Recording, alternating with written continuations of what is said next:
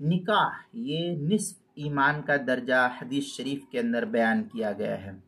چنانچہ ایک حدیث میں نبی پاک صلی اللہ علیہ وسلم کا ارشاد اس طریقے سے ہے، من تزوج فقد استکمل نصف الایمان فلیتق اللہ فی النصف الباقی۔ یہ مشکات المصابیح کی عبارت ہے، جلد نمبر 2 صفحہ نمبر 268۔ المعجم الاوسط للطبرانی جلد نمبر 5 صفحہ نمبر 372، حدیث نمبر 7647، کہ جب کسی شخص نے نکاح کر لیا تو اس نے اپنا آدھا دین مکمل کر لیا، اب وہ آگے آدھے باقی ماندہ دین میں اپنے پروردگار سے ڈرتا رہے۔ اس حدیث کے اندر نکاح کو نصف دین قرار دیا گیا ہے انسان کے لیے۔ وجہ یہ ہے کہ گناہوں کا زیادہ تر صدور انسان کے منہ، زبان اور شرمگاہ سے ثابت ہوتا ہے۔ زیادہ تر جو گناہ ہے یہ انہی دونوں راستے سے ثابت ہوتے ہیں۔ اگر وہ نکاح کر کے شرمگاہ کو گناہوں سے بچا لے تو گویا اس نے معاصی کے آدھے راستے کو، گناہ کے آدھے راستے کو بالکل کلوز کر دیا، بند کر دیا، اور دینی خرابی سے وہ بچ لیا۔ لیکن یہ مقصد اسی وقت کامل طور پر حاصل ہوگا جبکہ بیوی نیک اور دیندار ہوں۔ چنانچہ اس کی وضاحت دوسری حدیث شریف میں اس طریقے سے فرمائی گئی ہے، جس کو معجم الاوسط للطبرانی میں نقل کیا، من رزقہ اللہ امرأة صالحة فقد اعانہ علی شرط دینہ فلیتق اللہ فی الشطر الباقی۔ اس طریقے کی عبارت جو ہے المعجم الاوسط للطبرانی کی دوسری جلد صفحہ 279 پر اس کو نقل کیا، حدیث نمبر 972 ہے۔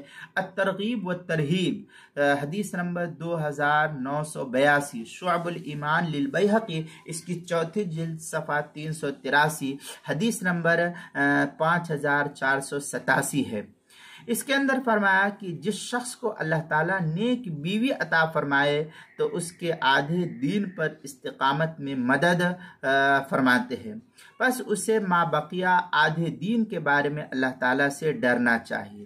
اسی بنا پر رشتے ناطے کو خاص طور پر توجہ کے ساتھ، دھیان کے ساتھ اپنے اولاد کا صحیح رشتہ تلاش کرنے کی کوشش کرنی چاہیے۔ ایسا نہ ہو کہ آج کل مال کے زعم میں اولادوں کو اس طریقے سے برباد کر دیتے ہیں، ماں باپ کے مال کے زعم میں، جہیز کے زعم میں اپنے اولاد کو بربادی کے دہانے پر لا کر کے کھڑا کر دیتے ہیں۔ اس لیے اصل چیز انسان کے لیے اس کی دینداری ہے۔ حدیث شریف میں دیندار عورت کو تلاش کرنے کا حکم دیا گیا اور دیندار عورت سے نکاح کا حکم دیا گیا۔ جو عورت اعمال کی پابند ہو، نماز روزے کی پابند ہو اور شریعت کی پابند ہو، ایسی عورت سے نکاح کرنے کا حکم دیا گیا۔ بددین عورت سے اور بے نمازی عورت سے پرہیز کرنے کی کوشش کرنی چاہیے، اور اگر اس سے کرتا ہے نکاح تو اس کو پابند شرع بنانے کی اور اس کو کہنے کی کوشش کرے، یہی اس کے اندر بہتری اور انسان کے لیے بھلائی کا ذریعہ ثابت ہوگی، نہ کہ مال اور اسباب اور دنیاوی چیز جو ہے اس کے لیے نجات آخرت بن سکتی ہے۔ چنانچہ یہ تفسیر تھوڑی سی جو ہے کتاب المسائل کی چوتھی جلد صفحہ 35 پر نقل کی گئی ہے، وہاں دیکھ سکتے ہیں۔